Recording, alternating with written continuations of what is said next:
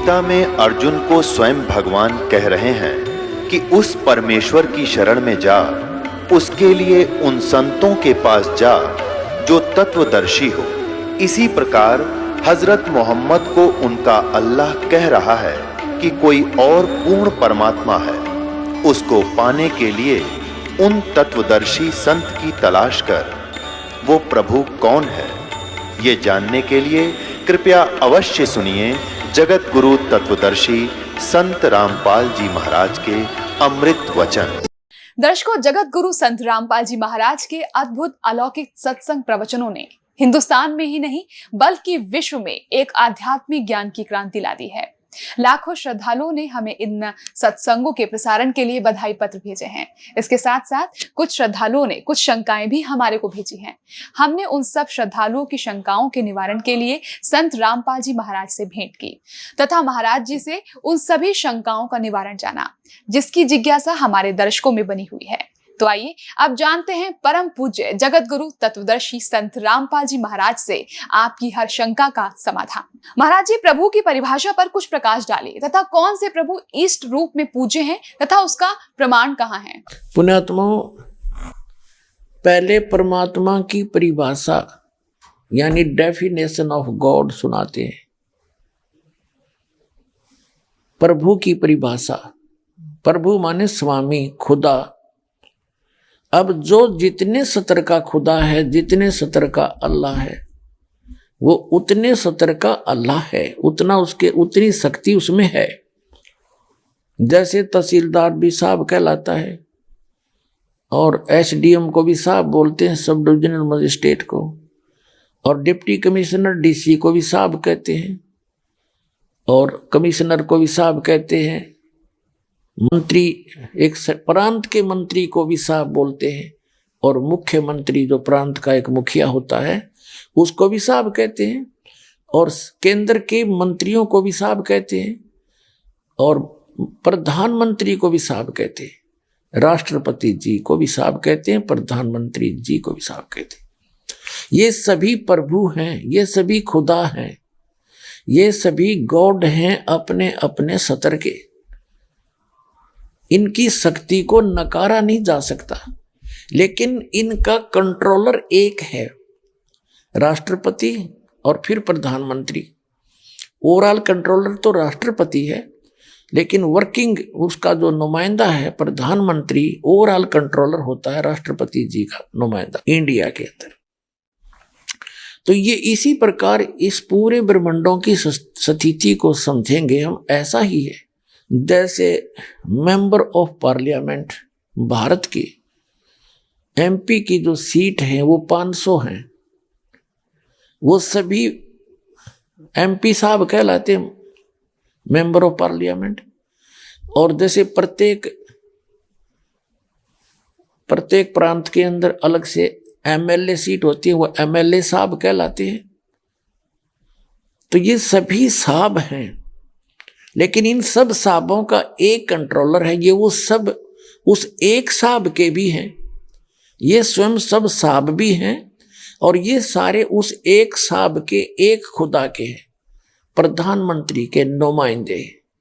उस ये भी साहब है अपने सतर के। अब जैसे किसी ने रजिस्ट्री करवानी है तो वो चाहे किसी से संबंध रखता, उसका काम तहसीलदार से ही होगा, तो उसके लिए वो तहसीलदार साहब है, उससे ही काम बनेगा, उसको उसने प्रार्थना पत्र लगाना पड़ेगा। तो जो इनकम्प्लीट नॉलेज रखते हैं वो कहते हैं हम एक खुदा के, एक भगवान, एक अल्लाह के अतिरिक्त हम किसी को शरीक नहीं करते। देखो, शरीक करना और बात है, पूजा अन्य चीज होती है। जैसे एक पतिव्रता स्त्री होती है, वो अपने पति की पूजा करती है और सत्कार सभी का करती है। जैसे जेठ है बड़े भाई की तरह, जेठानी है बड़ी बहन की तरह, देवर है छोटे भाई की तरह, देवरानी है छोटी बहन की तरह, ननंद है उनको अपनी बहनों की तरह। अन्य जो परिवार के सदस्य हैं सबको यथोचित आदर करती है। वो उनकी पूजा नहीं करती, वो सत्कार है, नमस्कार करना होता है। और जैसे एक ज्वाइंट फैमिली में रहती है जब तक वो पतिव्रता लड़की, तो सभी से प्यार से रहती है, सबको यथोचित आदर करती है। और जब वो अलग हो जाते हैं तो उस समय उसके हिस्से में उस परिवार का जो भी वस्तु आती है, सामान आता है, उसको सबको उठा के अपने पति के साथ अपने पति के उस कमरे में, मकान में जो उसके हिस्से में आया उसमें जाकर रख लेगी। उसमें वो किसी के साथ लिहाज नहीं करे और किसी में आस्था नहीं रखती, क्योंकि वो पूजा ही उसकी करती थी। जब उनसे भिन्न हुई तो वो उसकी पूजा कर रही थी, उसके साथ चली गई। लेकिन जब तक ज्वाइंट फैमिली में रही तो उसका फर्ज बने था प्रत्येक से प्यार से रहे, सबका बड़े छोटे का यथोचित आदर करे, तो वो पतिव्रता कहलाती है। और यदि वही पतिव्रता, यदि वही लड़की अपने पति के अतिरिक्त न सास से मुंह तो डंगते बोले और न ननदते, ना जेठ, ना जेठानी, ना ससुरते, तो वो तो कलियारी होगी। रोज घर में झगड़ा रहे, खेचा तानी रहे, तो वो घर शांति से नहीं रह सकता। तो जो व्यक्ति ये कहते हैं कि हम खुदा के अतिरिक्त किसी को भी शीश नमन नहीं करते, ये उनकी भूल है। नमस्कार करना ये पूजा नहीं है, ये तो एक आदर करना है, बड़े छोटे का सत्कार करना है, झुक कर प्रणाम करे उनको, तो ये पूजा नहीं है। पूजा तो आत्मा से जिसको चाहते हो उसकी पूजा है, और बाकी सब क्रियाएं हैं ये करनी पड़ती है। जैसे हमने जल निकालना है, जल प्राप्ति के लिए हम पूजा जल की करते हैं। और जल कहाँ है? जमीन में।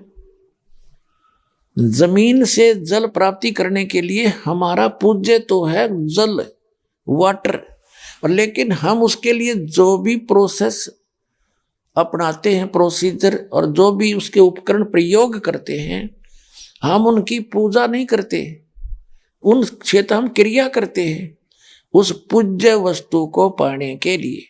तो जो भी साधना, दंडवत प्रणाम करना, धर्म करना, सुबह दोपहर शाम के ये नित्यनेम करना, नित्य नियम कहो, नमाज कहो, इसको स्वाध्याय कहो या ज्ञान यज्ञ कहो, एक ही बात है। और फिर मंत्र जाप करना, जो यथार्थ मंत्र जाप कर बताए हैं वो करना, ये सब प्रोसीजर है, ये क्रियाएं हैं उस पूज्य वस्तु को पाने के लिए, उस अल्लाहु अकबर यानी कंप्लीट गॉड को पाने के लिए, और उस सतलोक में जाने के लिए जहां सदा सुखी रहता है प्राणी। तो उसके लिए हमारा पूज्य तो है अल्लाहु अकबर, और बाकी जो उसको पाने के लिए, जैसे जल प्राप्ति के लिए हमने बोकी लगानी पड़ती है, पाइप नीचे उतारना पड़ता है, उसके बाद फिर हैंडपंप लगाना पड़ता है, और फिर हैंडपंप की भी साधना करते हैं, ऐसे हिलाते हैं, तो उससे वो पूज्य वस्तु प्राप्त होती है जिसके लिए हमने सब क्रियाएं की थी। तो इसी प्रकार जो हमारे पूज्य परमात्मा हैं, कबीर देव, कबीर अल्लाह, और वो स्थान पाने के लिए जहाँ कोई दुख नहीं है, वहां जाने के लिए हमने ये सब क्रियाएं करनी होती हैं। नमस्कार करना पूजा नहीं, और नमस्कार करे बिना अभिमान नहीं जावे, अभिमान वाले को भगवान नहीं मिल सकता।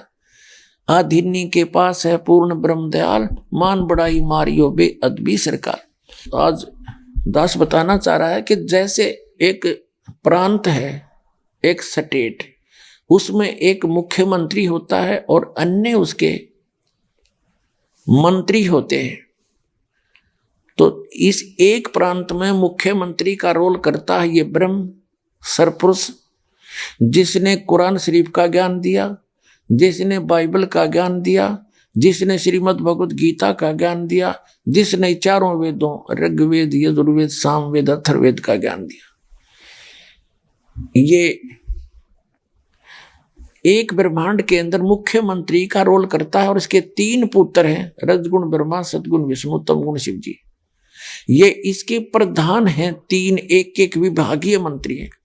इसके इनके अतिरिक्त, इनके अंतर्गत और बहुत से देव हैं, जैसे वरुण जल का देवता और सूर्य देवता जो सभी प्रकाश स्रोतों का इंचार्ज है। जैसे कोई बिजली महकमा है, बिजली महकमे का जो मंत्री है जिसे पावर मिनिस्टर बोलते हैं, वो कोई पावर हाउस नहीं होता, कोई जड़ नहीं है, वो एक व्यक्ति है चलता फिरता।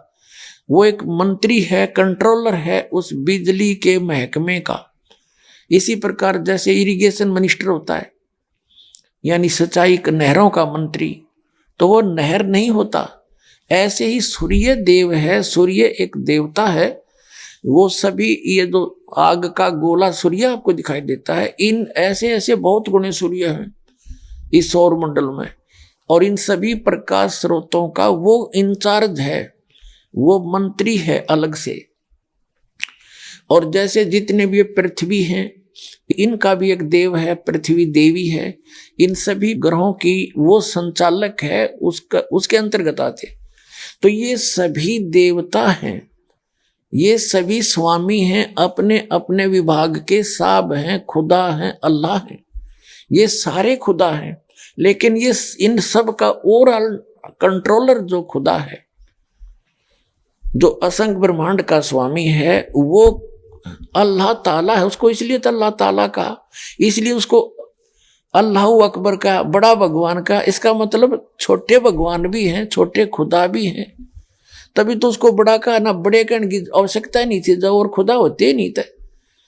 अगर और प्रभु ना होते और स्वामी ना होते तो उसको बड़ा कहने की क्या आवश्यकता थी, उसको कबीर कहने की क्या आवश्यकता है, जैसे बड़ा मानते मुसलमान भाई। तो अल्लाह अकबर यानी बड़ा भगवान, बड़ा खुदा, बड़ा अल्लाह। तो छोटे अल्लाह भी है, यानी छोटे भगवान भी हैं, छोटे प्रभु भी हैं, अपने अपने क्षेत्र के हैं। ये आपको डिफाइन कर ही दिया, ज्यादा कहने की जरूरत नहीं। अब आपको दिखाते हैं जो कुरान शरीफ का ज्ञानदाता और श्रीमद् भगवत गीता का ज्ञानदाता और वेदों का ज्ञानदाता, इन 4 वेदों का 5वां वेद सूक्ष्म वेद है, जिसको तत्व ज्ञान कहते। वो तो कंप्लीट गॉड गिवन है, उस पूर्ण परमात्मा का दिया हुआ, अपने मुख कमल से आकर बोला है, वो तो इस दास के पास उपलब्ध है। उसी ज्ञान के आधार से तो सारा ज्ञान समझ में आया, नहीं तो सब उलट पुलट हो ही रहा था। तो ये कितना परमात्मा है, कितना स्वामी है, जो कुरान शरीफ का ज्ञानदाता और बाइबल का ज्ञानदाता। यानी बाइबल के अंदर 3 बुक, होली बुक इकट्ठी जल्द हैं। नंबर 1 तौरात, नंबर 2 जबूर, नंबर 3 इंजिल। उन तीनों का संग्रह बाइबल कहलाता है। तो उनका ज्ञानदाता भी ये ब्रह्म है, कुरान शरीफ का ज्ञानदाता भी ये ब्रह्म है, और श्रीमद् भगवत गीता का ज्ञानदाता भी ब्रह्म है, और इन 4 वेदों का ज्ञानदाता भी ब्रह्म है। और परम अक्षर ब्रह्म ने आकर के वो मूल ज्ञान दिया है, जिसमें और आल ज्ञान है, और ज्ञान सब ज्ञानड़ी, वो कबीर ज्ञान सो ज्ञान, और जैसे गोला तोब कायम करता चले मैदान। अब आपको दिखाते हैं वो कितना भगवान है, ये जिसको मुसलमान भाई अपना अल्लाह ताला मानते हैं, जिसने कुरान शरीफ का ज्ञान दिया, उसको वे अपना खुदा मानते हैं, और गलती से उसको वो अल्लाह अकबर भी कहते हैं। जबकि सूरत फुरकानी, कुरान शरीफ के अंदर सूरत फुरकानी 25 और आयत नंबर 52 से 59 में वो कुरान शरीफ का ज्ञानदाता, जो मुसलमान भाई जिसको अपना अल्लाह मानते हैं, वो तो खुद कह रहा है कि वो तो कबीर है, वो तो अल्लाह बड़ा है, जिसने 6 दिन में सृष्टि रची और 7वें दिन तख्त पर जा बैठा। उसका ज्ञान किसी बाखबर से पूछ लो। अब देखिएगा कुरान शरीफ, अब पवित्र कुरान शरीफ दिखाएंगे आपको।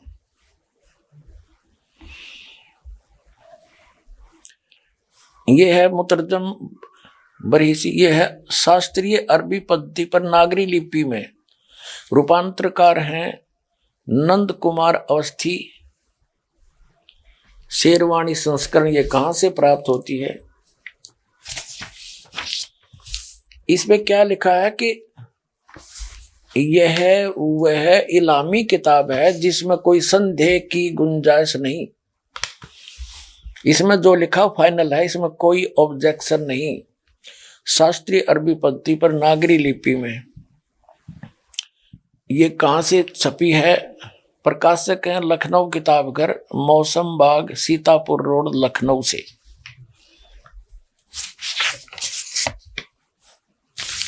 यहां देखिएगा, ये 17वां संस्करण है, 2008 ईस्वी में। और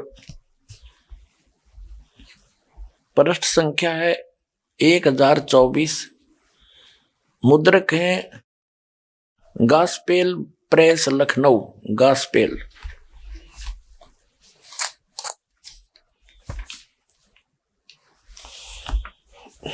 यहां देखिएगा, यह है सूरत फुरकान। सूरत, ये है कुरान शरीफ, ये है सूरत फुरकान 25 और इसके पृष्ठ नंबर 604 पर हम नीचे से पढ़ेंगे 52 नंबर आयत से।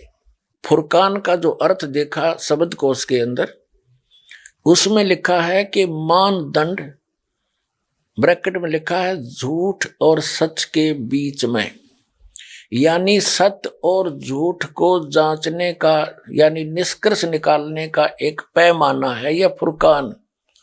तो इस पूरी कुरान शरीफ का ये निष्कर्ष है, ये मानदंड है, यानी पैमाना है सच्चाई और झूठ, सत्य और असत्य का निर्णय करने के लिए। तो इसमें पढ़ते हैं हम क्या लिखा है, देखिएगा। यह है सूरत फुरकानी 25 और 604 पृष्ठ पे इस प्रकाशन के हम पढ़ेंगे नीचे से। ये 51वीं आयत समाप्त हुई, 52वीं प्रारंभ होती है। फला तुतियल काफिरिन व जाहिदुम बिही जिहादन कबीरन।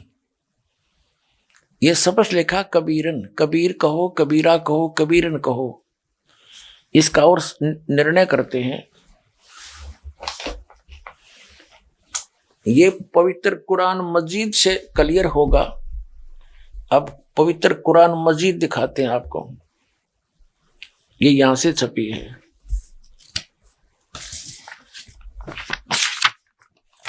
ये भी पहले भी दिखाई थी आपको, ये वही है। ये यहां से इसका पूरी जानकारी है, कहां से छपी है, कौन इसका अनुवाद करता है। और अब इसके हम आते हैं, ये वही सूरत फुरकान 25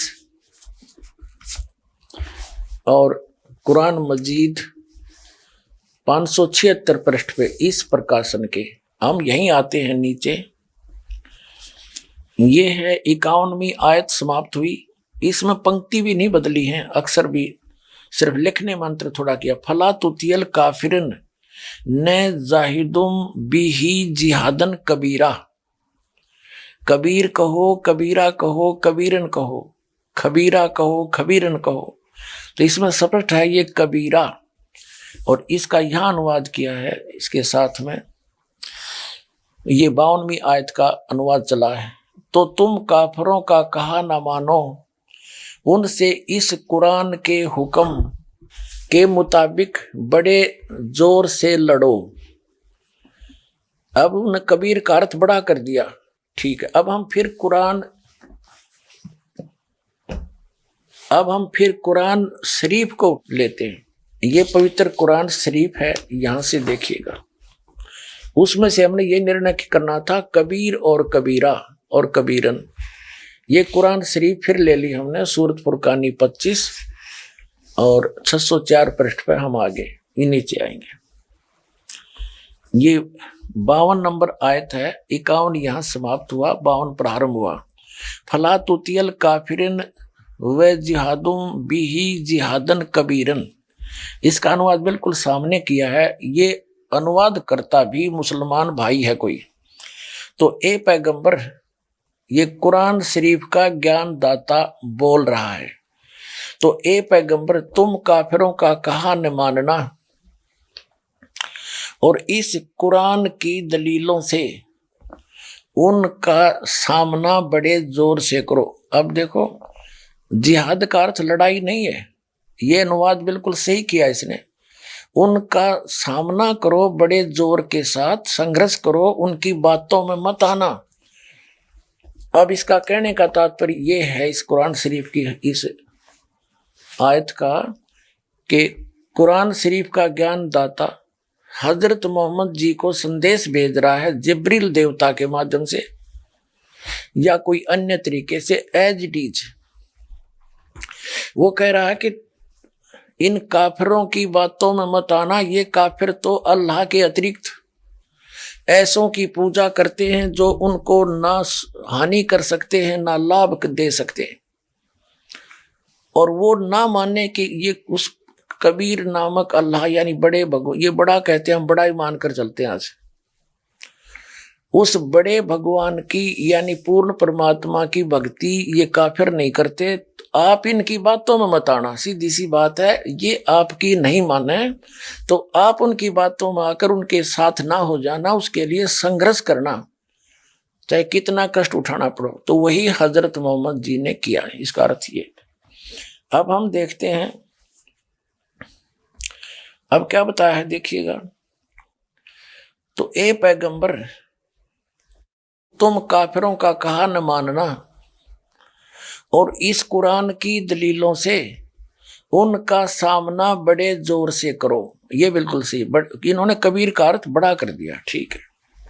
कुरान शरीफ का ज्ञान दाता ये भी स्पष्ट कर रहा है कि ये कबीर जो अल्लाह है, अल्लाह कबीर है, ये वही है जिसने 6 दिन में सृष्टि रची और 7वें दिन तख्त पर जा बैठा, जा विराजा। इससे यह सिद्ध होगा आपके समक्ष कि कुरान शरीफ का ज्ञान दाता अपने से अन्य कोई बड़े परमात्मा की महिमा सुना रहा है हजरत मोहम्मद को। इससे यह सिद्ध हो जाएगा कि कुरान शरीफ का ज्ञान दाता अल्लाह अकबर नहीं है।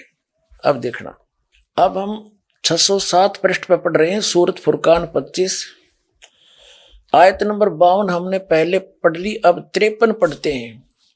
और वही है जिसने 2 दरियाओं के को मिला चलाया, एक का पानी मीठा प्यास बुझाने वाला और एक का खारी कड़वा, और दोनों में एक आड़ और मजबूत रोक बना दी। 53 पढ़ ली, अब 54 पढ़ेंगे। और वही है जिसने पानी की बूंद से आदमी को पैदा किया, फिर उसको साहिबे नसीब यानी किसी का बेटा या बेटी और ससुराल वाला यानी किसी का दामाद बहू बनाया। और तुम्हारा परवरदिगार हर चीज करने पर शक्तिमान है। और अब 55 आयत पढ़ेंगे। और काफिर अल्लाह के सिवा ऐसों को पूजते हैं जो न उनको नफा पहुंचा सकते हैं और न उनको नुकसान पहुंचा सकते हैं। और काफिर तो अपने परवरदिगार से पीठ दिए हुए हैं, मुंह मोड़े हैं।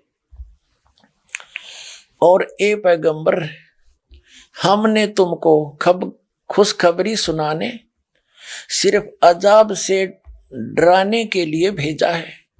इन लोगों से कहो कि मैं तुमसे इस अल्लाह के हुक्म पर कुछ मजदूरी नहीं मांगता। हाँ, जो चाहे अपने परवरदिगार तक पहुंचने की राह इख्तियार कर ले। और ए पैगंबर, उस जिंदा पर भरोसा रखो। ये चैतन्य ने अर्थ गलत किया है। इसका वास्तविकता क्या है कि पूर्ण परमात्मा अल्लाह अकबर जिंदा महात्मा का रूप बनाकर आए थे और हजरत मोहम्मद जी को मिले थे। यहाँ वो स्पष्ट कह रहे हैं कि उस जिंदा पर भरोसा रख जो तुझे जिंदा महात्मा के रूप में आकर मिले थे और ऊपर लेकर गए थे, फिर वापस छोड़ा था। 2 प्रकार से ऊपर गए थे हजरत मोहम्मद, एक प्रकार का मुसलमान भाइयों को ज्ञान नहीं। अब यही पढ़ते हैं, पहले इससे कंसेप्ट क्लियर करते हैं। और उस जिंदा पर अब हम 58वीं आयत पढ़ रहे हैं, 57वीं पढ़ ली। ए पैगंबर, उस जिंदा पर भरोसा रखो जो कभी मरने वाला नहीं है, अर्थात वो अविनाशी है। और तारीफ के साथ उसकी पाकी बयान करते रहो और अपने बंदों के गुनाहों से वह काफी खबरदार है, यानी उनकी सब गुनाहों को माफ कर सकता है, वो समर्थ है। अब 59वीं आयत है, ये 58वीं समाप्त हुई। और जिसने आसमान और जमीन और जो कुछ उनके बीच में है सबको 6 दिन में पैदा किया और फिर तख्त पर जा बिराजा, वह अल्लाह बड़ा। इन्होंने कबीर का अर्थ बड़ा कर दिया। वो अल्लाह बड़ा, वो अल्लाह कबीर कह दे, हम कोई बात नहीं, अनुवाद ना करें। वह अल्लाह कबीर रहमान है और उसकी खबर किसी बाखबर इल्म वाले से पूछ देखो। कुरान शरीफ के ज्ञानदाता ने स्पष्ट कर दिया है कि मैं नहीं जानता उस अल्लाह कबीर के बारे में। 6 दिन में सबको 6 दिन में पैदा किया, फिर तख्त पर जा विराजा, हुए अल्लाह कबीर है। हम इसको कबीर बोल देंगे, कोई दिक्कत नहीं। रहमान है और उसकी खबर किसी बाखबर इल्म वाले यानी तत्वदर्शी संत से पूछ देखो। अब इससे क्या सिद्ध हो गया कि कुरान शरीफ का ज्ञान दाता अल्लाह अकबर नहीं है, अल्लाह कबीर नहीं है। वो तो अल्लाह कबीर की जानकारी भी नहीं रखता कंप्लीट है। उसके लिए ऑप्शन छोड़ दिया है कि उस अल्लाह कबीर के बारे में जिसने 6 दिन में सृष्टि रची, 7वें दिन तख्त पर जा बिराजा, वो अल्लाह कबीर है, वो बड़ा भगवान है, वो कादिर अल्लाह है, वो पूर्ण परमात्मा है, वो समर्थ परमात्मा है और एक वही पूजा के योग्य है, अन्य की पूजा नहीं करनी चाहिए। तो उसके विषय में कुरान शरीफ का ज्ञान दाता भी अपरिचित है। तो उसके विषय में जब वो खुद अपरिचित है तो उसकी भक्ति विधि उसके पास होगी कहां से, जो कुरान शरीफ में वो है ही नहीं। ना उस अल्लाह कबीर की जानकारी है और ना उसकी भक्ति विधि का पता है, क्योंकि वो स्पष्ट कर दिया है कि उसके विषय में उसकी जानकारी किसी बाखबर से, उसकी खबर किसी बाखबर से पूछो। अर्थात पूरी कुरान शरीफ के अंदर वो ज्ञान नहीं है उस अल्लाह अकबर का। तो पूरा मुसलमान धर्म अल्लाह अकबर यानी कबीर उस समर्थ परमात्मा की पूजा ना करके कुरान शरीफ के ज्ञान दाता की पूजा कर रहा है, जो अल्लाह कबीर नहीं है। इतनी सी बात है। उसने जब पल्ला झाड़ दिया, वो तो जानता है नहीं उस अल्लाह अकबर के बारे में, उस बड़े भगवान के बारे में तो वो जानता है नहीं। जिसने 6 दिन में सृष्टि रची, 7वें दिन तक तो जा बैठा, उसके विषय में ये दास जानता है और ये भेजा है बताने के लिए। अब अपना कल्याण करवा लो अग्रम अग्रम छोड़ के। अब आपको दिखाते हैं जो कुरान शरीफ का ज्ञानदाता और श्रीमद् भगवत गीता का ज्ञानदाता और वेदों का ज्ञानदाता, इन 4 वेदों का, तो ये कितना परमात्मा है, कितना स्वामी है जो कुरान शरीफ का ज्ञानदाता और बाइबल का ज्ञानदाता। यानी बाइबल के अंदर 3 बुक, होली बुक इकट्ठी जल्द हैं। नंबर 1 तौरात, नंबर 2 जबूर, नंबर 3 इंजिल। उन तीनों का संग्रह बाइबल कहलाता है। तो उनका ज्ञानदाता भी ये ब्रह्म है, कुरान शरीफ का ज्ञानदाता भी ये ब्रह्म है और श्रीमद् भगवद गीता का ज्ञानदाता भी ब्रह्म है और इन 4 वेदों का ज्ञानदाता भी ब्रह्म है। अब आपको दिखाते हैं वो कितना भगवान है, ये जिसको मुसलमान भाई अपना अल्लाह ताला मानते हैं, जिसने कुरान शरीफ का ज्ञान दिया उसको वे अपना खुदा मानते हैं। अब देखिएगा एक ब्रह्मांड के अंदर, ये देखिएगा एक ब्रह्मांड है, ये है इसका एक मानचित्र। ये एलिपिकल शेप है इसकी, अंडे जैसी, ये ऐसे इतना।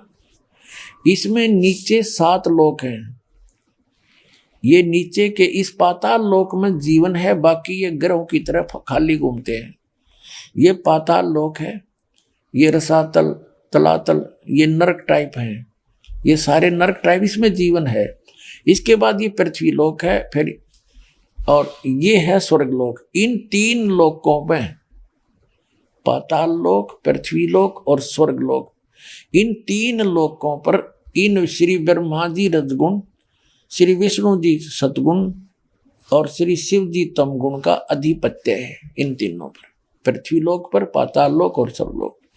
ये है ब्रह्मलोक, ये है एक ब्रह्मलोक। इसी ब्रह्मांड के अंदर एक ब्रह्मलोक है। ये सारा मिला के इतना, इसके अंदर इस काल भगवान ने, ये चारों तरफ समुद्र ही समुद्र है, बहुत गहरा समुद्र है, ये समुद्र है। और इसमें इस काल भगवान ने क्या रचना की है, ये एक महा इंद्र का द्वीप बना, इसको महास्वर्ग कहते हैं, इसको महास्वर्ग कहते हैं। इसके ऊपर नकली सतलोक, नकली अलखलोक, नकली डुप्लीकेट अगम लोक और अनामी अर्थात अकय लोक बनाए हैं ये। और ये 88,000 खेड़े हैं। ये सपतपुरी अलग है, जिसमें 7 नगरी है छोटी छोटी, और ये धर्मराय का लोक है। ये एक मानसरोवर है इसमें, इस ब्रह्मांड के अंदर। तो ये एक ब्रह्मांड का चित्र है। इस ब्रह्मांड में ये खुद यहाँ गुप्त रहता है महाब्रह्मा रूप में।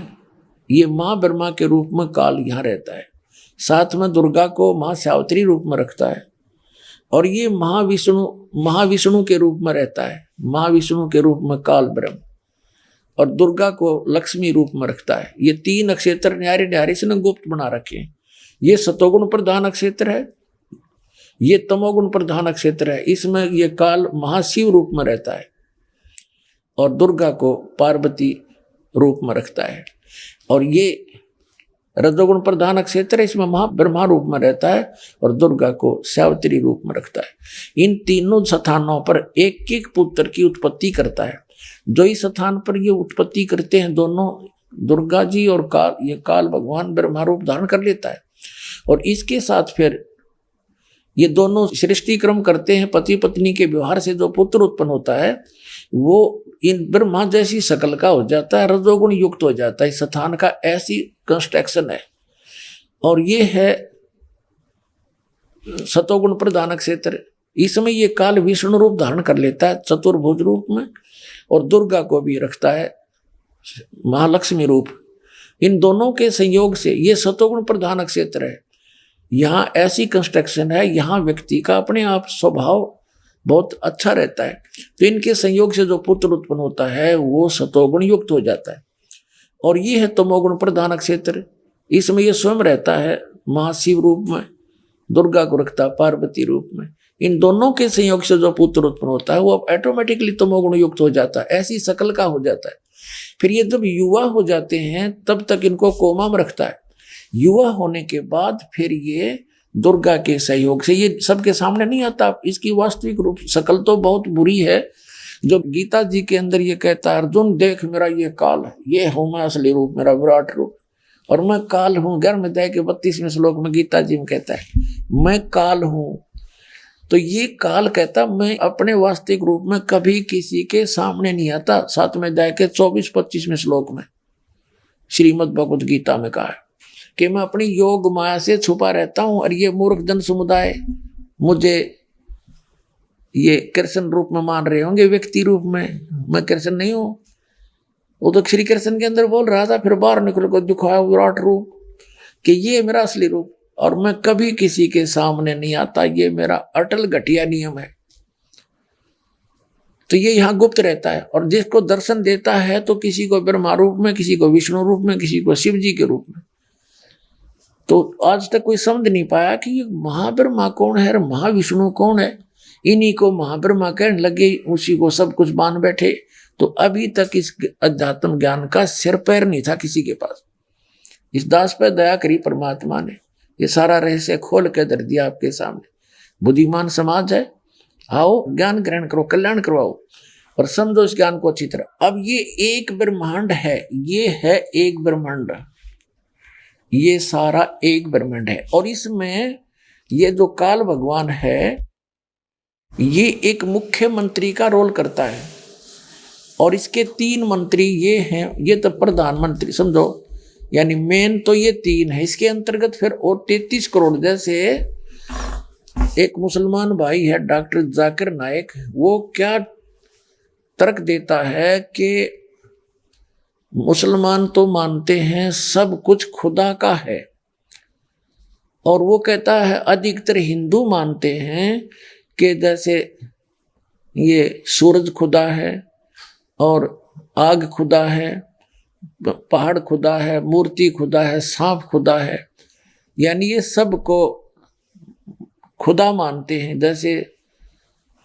हम सूर्य देव कहते हैं, वरुण देव जल का देवता है और इंद्र स्वर्ग का देवता, तो ये ऐसी वास्तव में ये हैं, ये सभी जो है ये भी खुदा हैं, अपने अपने सत्र के प्रभु हैं, अपने अपने सत्र के ये स्वामी हैं, मालिक हैं, इनको नकारा नहीं जा सकता। जैसे पूरे भारत के अंदर अगर सारे एमएलए गणन लगें तो 3-4 हजार हो जाएंगे, और एमपी 500 हैं ही। एमपी मेंबर ऑफ पार्लियामेंट की जो पद सीट हैं ये फिक्स है, और इसी प्रकार 33 करोड़ देवताओं की फिक्स है। वो 33 करोड़ देवताओं की ये समझ लो मेंबर ऑफ पार्लियामेंट की सीट है। वो देवता मर जाते हैं, दूसरे अच्छी आत्माओं को देवता पद प्राप्त हो जाता है। तो इस प्रकार ये सभी देव हैं। देव माने प्रभु हैं, स्वामी हैं अपने सत्र के, लेकिन कुल का मालिक जिसको महादेव कहते हैं, बड़ा भगवान कहते हैं, अल्लाह अकबर कहते हैं, वो सबका मालिक है, उसके सब देव हैं। ये अन्य देव भी उसके हैं, उसके अंतर्गत हैं, उसके कंट्रोल में है, वो सबका मालिक एक है, और ये अपने सत्र के प्रभु हैं। ये सब खुदा होते हुए भी उस एक खुदा के हैं, ये सब खुदा भी हैं। ये है रियल डेफिनेशन ऑफ गॉड।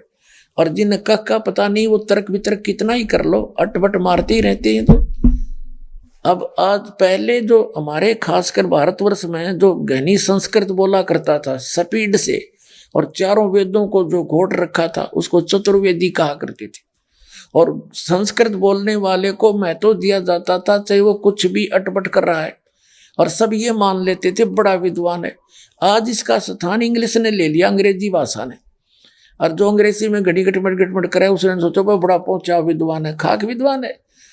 एक भाषा का काम अपने विचारों को दूसरे तक पहुंचाना है, वो सिंपल हो, अक्षेत्रीय हो, चाहे अरबी हो, चाहे पंजाबी हो, चाहे गुजराती या मराठी हो या हिंदी हो, अपनी लोकल मातृभाषा हो, वो ज्ञान खरा होना चाहिए ताकि सामने वाला समझ सके। हमारी बुद्धि काम करना बंद कर जाती है क्योंकि हमने ज्ञान नहीं, तो इस ज्ञान से समझ में होगा कि हम किसको के मान बैठे। अब पूर्ण परमात्मा की परिभाषा आपको समझाई जा रही है, यानी पूरे ब्रह्मांड की सतीची बता रहे हैं, असंख्य ब्रह्मांडों की। अब जो ये एक ब्रह्मांड में मुख्यमंत्री का रोल करता है ये ब्रह्म है, और इसके 3 पुत्र हैं। ये मुख्य कंट्रोलर हैं इन 3 लोकों के, पृथ्वी लोक, और एक विभाग के मंत्री हैं, पृथ्वी लोक, स्वर्ग लोक और नीचे पाताल लोक के। यही तीनों इसके अंतर्गत आते हैं ब्रह्म के। और इस ब्रह्म का कितना क्षेत्र है ये देखिएगा। आपने जो ये ब्रह्मांड देखा, ये अब ये समझो हम इस स्थिति में आगे, ये एक गेंद जो है ये एक ब्रह्मांड समझ, ऐसे ये 5 ब्रह्मांड मिलाकर एक महाब्रह्मांड बना दिया इसने। ऐसे 4 महाब्रह्मांडों में 20 ब्रह्मांडों को रोक दिया, अपने अपने स्थान पर ये घूम रहे हैं।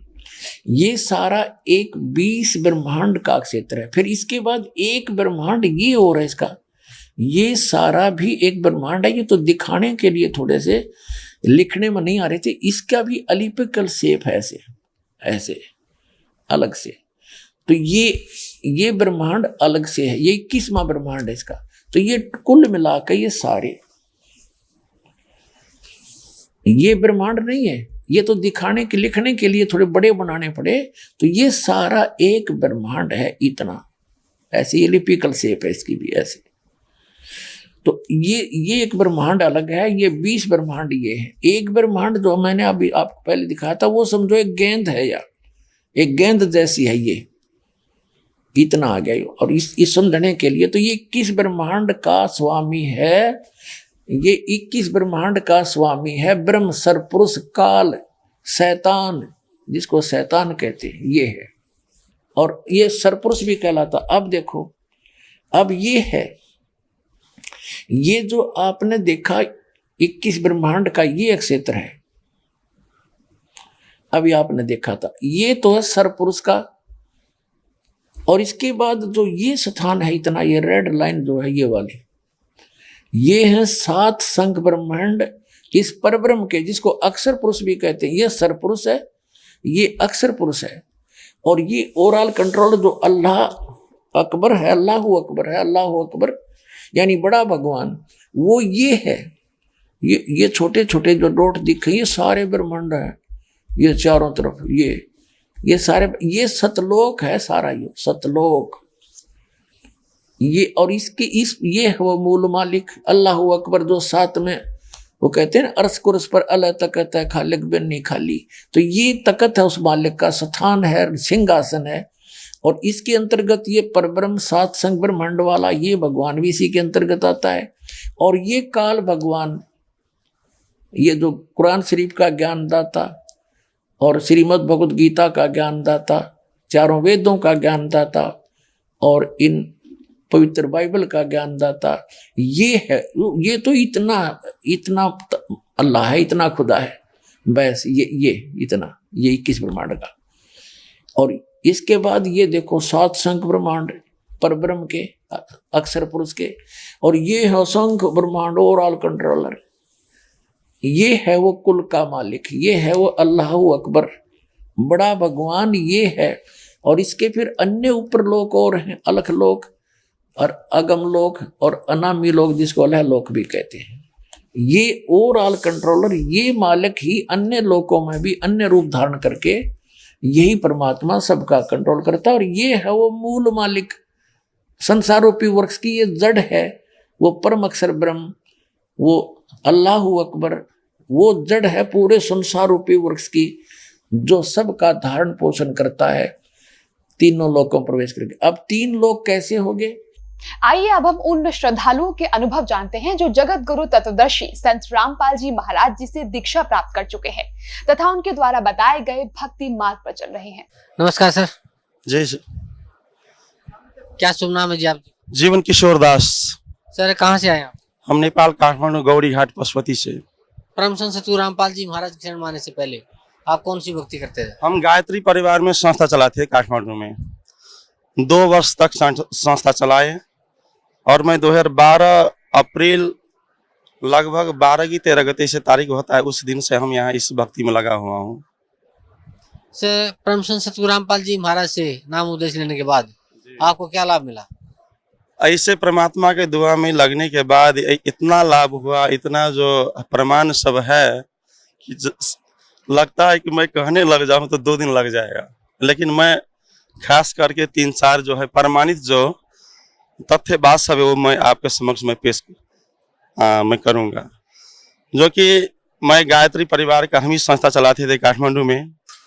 वो संस्था के संस्थापक होने की वजह से जो हमारा एक मित्र है जो कि यहाँ जूता चौल सेवा में रहते हैं, भक्त सिद्धार्थ दास, उनके माथा से हमको ज्ञान गंगा पुस्तक मिला।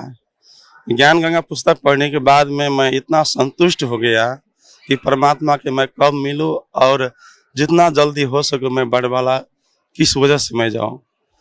तो निरंजन जी के मार्फत से हम यहाँ तक आ गए। और उस समय माता पिता के साथ भी हम लेकर आए हैं। लेकिन वजह था कि हमारा एक 20 वर्ष अगाड़ी का जमीन बिगड़ा हुआ था, जो कि वो जमीन का अभी मूल्यांकन नेपाली पैसा 1 करोड़ रुपया होता है। वो जमीन हमारे पिताजी मतलब 56 नंबर किताब के बदले में 86 नंबर कर दिए थे। एक ऐसे हमारे गांव का जो है 20 वर्ष पहले बेच दिए थे। वो जमीन करने के लिए वो नहीं चाह रहे थे भाग जी। हम लोग बहुत प्रयास किए, मतलब पंचायत में बैठाए, सब कुछ किए, लेकिन तो पर भी नहीं करने के लिए वो चाह रहे थे। तो सिद्धार्थ जी बोले कि परमात्मा के चरण में चलिए जीवन जी, आपको जो है वहाँ से सब रास्ता खुल जाएगा। तो हम जब मालिक से यहाँ नाम लिए और यहाँ घर गए, उसके बाद में जो है जो जमीन नहीं देने के लिए चाह रहा था, वो आदमी खुद हमारे दरवाजा में ढक ढक करने के लिए, ढोका खटकाने के लिए कि आप अपना संपत्ति रिटर्न कीजिए और ले लीजिए। तो उस दिन से हमको और मतलब बहुत जो है पूर्ण विश्वास हुआ कि मालिक स्वयं इस धराधाम में अभी पूर्ण ब्रह्म कबीर साहब आए हुए हैं। और दूसरी जो है, हम एक बार करीब 4 महीना पहले 4 भक्त को लेकर काठमांडू से आए थे। हमारा फिरती टिकट रिजर्वेशन नहीं था, हम लोग रिजर्वेशन करके आते हैं। हम यहाँ से करौथा गए और करौथा से हम जो हरिद्वार गए कि वहाँ से थोड़ा घूम घाम करके और लोकल टिकट से हम दरभंगा या मुजफ्फरपुर तक चल जाएं। तो हमको मुजफ्फरपुर के गाड़ी में हम लोग टिकट लिए, मतलब साधारण टिकट में बैठे। हमारे साथ में एक बच्चा भी था, लेकिन बच्चा ट्रेन में इतना भीड़ था भगत जी, इतना भीड़ था कि खुट्टा तक रखने की जगह नहीं था। हम बच्चा को कांख में लिए और इतना दिक्कत हुआ, करीब मोटा मोटी घड़ी टाइम से 15 मिनट, कि हम चाह रहे थे कि अब यहाँ से मतलब झड़ जाए। उसी समय गाड़ी में परमात्मा को बंदी स्वर्ग में प्रार्थना की, हे मालिक, मैं इतना संकट में हूँ, इतना परेशान में हूँ कि बच्चा भी साथ में है, और कैसे मैं यहाँ से मैं इस रास्ते में घर तक मैं सफर करूँ। जब हम झड़ गए वहां से, मालिक का राजा हुआ, परमात्मा दया हुआ, कृपा हुआ, ये बिना रूट का ट्रेन दरभंगा नया दिल्ली से दरभंगा तक जाने वाली ट्रेन आ गई 1 मिनट के भीतर में। और वो सारे डब्बा भगत जी खाली था, लगभग 20 डब्बा जो है वैसे ही पड़ा हुआ था। हम लोग रिजर्वेशन से भी सुलभ तरीके से हम लोग जो है उस ट्रेन में दरभंगा तक आए। दूसरा प्रमाण तो भगत ये हुआ।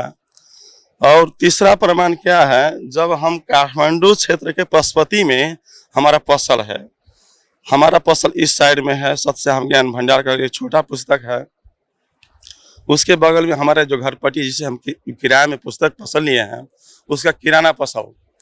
तो किराना पसल जो है इस बार शिवरात्रि के दिन उस पसल में आग लग गया, जो कि हमारा पसल और इसके पसल जो है समक्षे में है।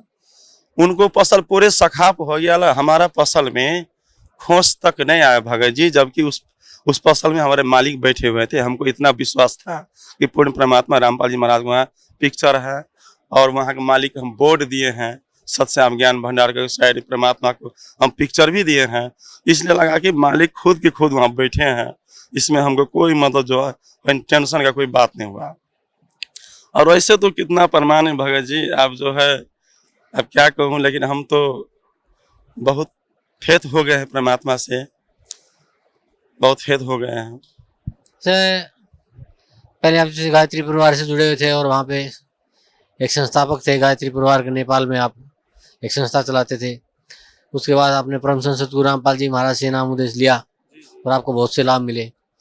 तो सर भक्त समाज को क्या संदेश देना चाहते हैं आप? भक्त समाज को यही समाज देंगे कि आपको वेद हमारे पास मौजूद है, ऋग वेद है, साम वेद है, अथर्ववेद है, यजुर्वेद है, और गीता प्रेस का विभिन्न पुस्तक सब है, विष्णु पुराण है, मार्कंडेय पुराण है, शिव पुराण है, देवी भागवत है, जो कि परमात्मा हर रोज आपको टीवी में खोल खोल के दिखाते हैं, बच्चे जैसे सबको पढ़ाते हैं।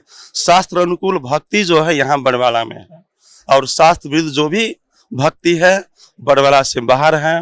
हम अपने इस 40 साल के दौरान में जितना भी धर्म गुरु सब है, चाहे कृपालु जी हो, चाहे सतपाल जी हो, चाहे बालयोगेश्वर हो, चाहे धनधन स्वामी हो, चाहे आपको हमारे ओम शांति का हो, सब गुरु से हम एक बार बैठे हैं और मुलाकात करने के बाद में, और परमात्मा से जो मुझे सहानुभूति मिला, उनका आदर मिला, उनका सत्कार मिला मालिक से, लगता है कि और उसमें नहीं है भगत जी। और भक्त समाज को मैं यही प्रार्थना करना चाहता हूँ सारा विश्व में और खास करके नेपाल इंडिया में, कि यहाँ जो भी भक्ति हो रहा है शास्त्र अनुकूल हो रहा है। हमारे पास में 2 आँख है और हम रिसर्च करके आगे बढ़ना चाहिए। शास्त्र अनुकूल हमें भक्ति करना चाहिए और परमात्मा खुद को खुद पहचानना चाहिए, जो कि यहाँ बड़वाला में प्रभु अभी बैठे हुए हैं और सब कल्याण के लिए प्रभु जो है बारंबार जो है मतलब बारंबार जो है घुमा फिरा करके प्रभु जो है उस सचेत रास्ता दिखा देता है, तो पर मनुष्य जो है अपने जागरूक नहीं होता है। तो हम तो वही कहें कि यथासंभव हो, जितना जल्द से जल्द हो, अपना कल्याण के हेतु और अपने परिवार के कल्याण के हेतु और देश के भी कल्याण के हेतु यहाँ बड़वाला में आकर के अपना नाम और मनुष्य जीवन सार्थक बनावे और कल्याण। धन्यवाद आपका, बहुत बहुत धन्यवाद। नमस्कार सर। सत साई भगत जी। क्या शुभ नाम है जी आप जी का? मेरा नाम खेताराम दास है भगत जी। सर कहाँ से आए आप? मैं बाड़मेर राजस्थान से आया हूँ। सर क्या काम करते हैं आप? मैं पाली में अकाउंटेंट का काम करता हूँ प्राइवेट फैक्ट्रियों में। सर परम संत सतगुरु रामपाल जी महाराज की शरण में आने से पहले आप कौन सी भक्ति करते थे? पहले हम सिद्ध जसनाथ जी के संप्रदाय में थे और हमारे पूर्वज जैसे भी करते थे उनके संप्रदाय में थे। और मैं जैसे भी 6 साल से समझने लगा तो एक खेत बाड़ को हम मानते थे, तो उनके भी वो जैसे जर्दा है, बीड़ी है और उनके नारियल चढ़ाने जाते थे। और जैसे विवाह हुआ तो एक माजी सा करके हैं, तो उनके भी जागरण जमा देने के लिए जाते थे। तो उनके यहाँ शराब मंगवाई जाती थी, शराब पिलाई जाती थी, फिर सीटियों के बीच में पड़े रहते थे बेहोश होके। और सुबह वापस पूछते थे भोपा जी को कि जागरण और बोलो, माना नहीं है। फिर हम बहुत परेशान रहते थे भगत जी। तो सर ये जो आप भक्ति करते थे इससे आपको क्या लाभ मिलता था? इससे भगत जी हम मजबूरी में ये कर रहे थे। लाभ को तो छोड़ो, हमको बहुत घाटा ही घाटा था। हमारे घर पे मतलब रात को बच्चे चिल्लाते रहते थे जैसे इनको कोई काट रहा है, बहुत ही परेशान थे बच्चे। तो फिर हम क्या करते हैं, तो उनका समाधान ढूंढने के लिए वो भोपों को जैसे भी हमारी परंपरा में जानते थे तो उनको भोपों के पास में जाते थे। वो बताते हैं कि उनके यहाँ नारियल चढ़ाओ, उनका जागरण बोलो। ऐसे करते करते भी हम बहुत परेशान रहते थे। मैं काम पे रहता था तो घर से जैसे भी उनका फोन आता था तो मेरे को लगता था कोई न कोई परेशानी आ गई है, नहीं तो वो फोन करते ही नहीं थे। फोन आने का मतलब है कोई न कोई समस्या आ गई। और मैं घर से वहाँ से काम से भी डिस्टर्ब जो होता था, घर आता था, फिर उनको भोपों के पीछे पड़ता था। इस तरह से मैं बहुत दुखी था भगत जी। सर परम संत सतगुरु रामपाल जी महाराज की शरण में आप कैसे आए? मैं पाली में काम करता था तो यहाँ भगत जी एक है, तो वो एक बार यहाँ आके गए थे। फिर उन्होंने एक किताब जो अखबार में लपेट के वो ले जा रहे थे। मैंने पूछा कि ये इसमें क्या है भगत जी? कि किताब है। कैसी किताब है दिखाओ? कि ज्ञान की किताब है, ये दूसरे ने मंगाई, आपको ला के दूंगा। और मेरे को परमात्मा की दया से ये ज्ञान की किताबें मैं शुरू से ही पढ़ता था भगत जी। उसके अंदर मेरे को ये मालिक की दया है कि उस जो भी ज्ञान की किताब मिल जाती थी, जैसे जसनाथ संप्रदाय में है तो उनके यहाँ भी जो भी किताबें मिलती थी 400-500 की जो भी वो किताबें मिलती थी, वो मेरे एक बक्सा भरा पड़ा था। मेरा पूरी जो भी किताबें वो पढ़ता ही रहता था। गीता जी पर भी पढ़ता था। मेरे को कोई समझ में तो नहीं आता था, फिर भी मैं पढ़ता था। तो वो भगत जी ने दूसरे दिन किताब ला के दी, ज्ञान गंगा। और मैंने ज्ञान गंगा में कंप्यूटर के टेबल के नीचे रख दी, भूल गया मैं। 3-4 दिन तक मैं पढ़ नहीं पाया। फिर भगत जी फिर मिले कि आपने किताब नहीं पढ़ी, वो बहुत अनमोल है। मैंने देखा भाई अनमोल किताब है तो मैं पढ़ूंगा जरूर। तब तक मेरी बुद्धि काम नहीं करती थी। अनमोल मैंने देखा कितने की है भगत जी? क्या 10 रुपये की थी। मैं क्या समझता, मैं तो ना समझता। फिर उसको घर ले जाके पढ़ा और देखा। रात को लेके गया तो रात को 1:30-2 बज गए और मैं नींद आ गई, कब पता नहीं चला। सुबह 5 बजे देखा तो फिर पढ़ना शुरू कर दिया। और ऐसे करके मैंने 2 दिन में किताब देखी। और फिर वो उन भगत जी के पास में गया वापिस। उन्होंने पूछा कि भगत जी किताब पढ़ी? हाँ मैं पढ़ी है। क्या आपको कुछ विश्वास आया? मैंने कहा भगत जी या तो विश्वास करो मत या पूरा करो। और तो क्या ठीक है भगत जी, आपको मैं कुछ इन सत्संग सुना दूंगा, मेमोरी में भर के दूंगा। फिर मेरे को सत्संग दी और उसके बाद में 3-4 दिन बाद में कहा कि सत्संग है, चलोगे? मैं क्या चलूँगा। मैं वैसे भी मेरे को 1.5-2 महीने में गांव जाता था, तो मैंने सोचा गांव नहीं जाके इन भगत जी के साथ में चल के आ जाता हूँ। और मैं यहाँ आया तो यहाँ की व्यवस्था देखी, एकदम बिस्तर वगैरह बिछे हुए और ये इतनी अच्छी व्यवस्था थी कि मालिक मैंने यहाँ जिंदगी में भी कभी नहीं देखा था। उसके बाद में मैं सुबह उठा तो यह देखता हूँ कि ये कबीर साहब और गरीबदास जी महाराज, इनको मैंने कहीं न कहीं देखा है। और ये मेरे को बहुत मैंने याद करने की कोशिश करी, पर मैंने कहा इस जन्म में तो मैं कभी आया ही नहीं हूँ, ये मालिक की रजा है। और उसके बाद में मैंने कहा कि मेरे को गुरुजी के दर्शन करने हैं, कि गुरुजी सुबह 10 बजे आएंगे। आप सुबह मेरे को नियम बताए और मेरे को कहा कि नाम उपदेश ले लो। मैंने नाम उपदेश ले लिए और फिर गुरुजी के सत्संग हुआ। तो सत्संग में मेरे को इतना पूरा समझ में नहीं आया, कुछ कुछ समझ में आया। और फिर जैसे ही गुरुजी ने आशीर्वाद दिया, फिर मैंने उनको बता दिया, भगत जी के साथ में थे, कि अब ज्ञान समझ में अब आएगा। और वास्तव में मेरे को एक एक पॉइंट इतना समझ में आया और गुरुजी की शरण में हूँ आज। जैसे पहले आप जो भी भक्ति करते थे उससे आपको कोई लाभ नहीं मिला, आपके घर में वह शांति थी और आपको भी मानसिक शांति थी कि जैसे ही कोई फ़ोन बचा तो आप सोचते आपके घर से आ गया कोई और कोई बुरा समाचार होगा। फिर आप परम संत सतगुरु रामपाल जी महाराज की शरण में आए, तो जो भक्ति सतगुरु रामपाल जी महाराज ने आपको दी है, उस भक्ति से आपको क्या लाभ मिला?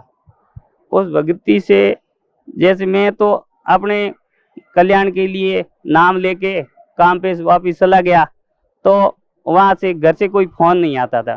तो मैं फ़ोन करता था कि फ़ोन नहीं आ रहा है, क्या बात है, कभी कोई तकलीफ तो ज़्यादा नहीं है। फ़ोन करता कि हमारे को कुछ भी नहीं है, सब सुख शांति है। फिर फ़ोन करता कि हमारे सब सुख शांति है। मैंने कहा ये मालिक की रजा है। और एकदम आज दिन तक उनके कोई भी माता भी नहीं दुखा, इतनी सुख शांति होगी घर में। और मालिक की दया से मैं वापस यहाँ 3 दिन सत्संग सुना और 2 दिन आने जाने में लगे और 5वें दिन वापस गया तो वहाँ मुनीम जी है, उन्होंने कहा कि भाई आपकी तबीयत कैसी है। मैंने कहा अभी मेरी तबीयत रेडी है, कोई तकलीफ नहीं है। क्या आप परसों कह के गए थे कि मेरी तबीयत खराब है, 2 दिन बाद में आऊँगा। मैंने कहा अभी मैं तो 5 दिन से सत्संग में जाके आ रहा हूँ, 2 दिन कौन आया, क्यों?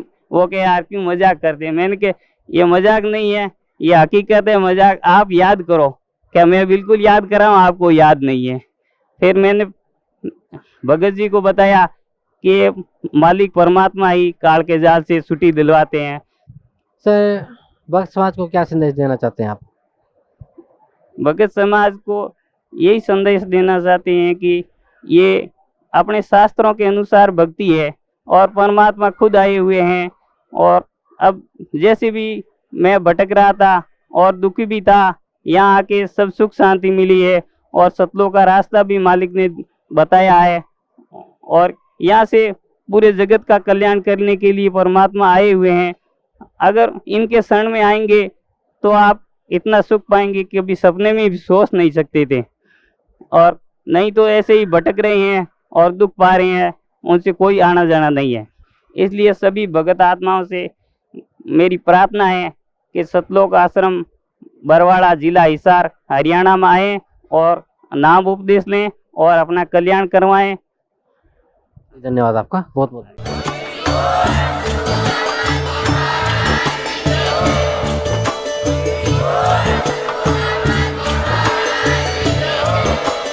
आप सुन रहे थे जगत गुरु तत्वदर्शी संत रामपाल जी महाराज जी के मंगल प्रवचन। अधिक जानकारी के लिए विजिट कीजिए हमारी वेबसाइट www.jagatgururampalji.org। संत रामपाल जी महाराज जी के शुभ आशीर्वाद से पूरे विश्व भर में 500 से भी ज्यादा नाम दीक्षा केंद्र हैं, जिन पर संत रामपाल जी महाराज जी द्वारा ऑनलाइन निशुल्क नाम दीक्षा दी जा रही है। अपने नजदीकी नाम दीक्षा केंद्र का पता करने के लिए संपर्क करें 8222880541।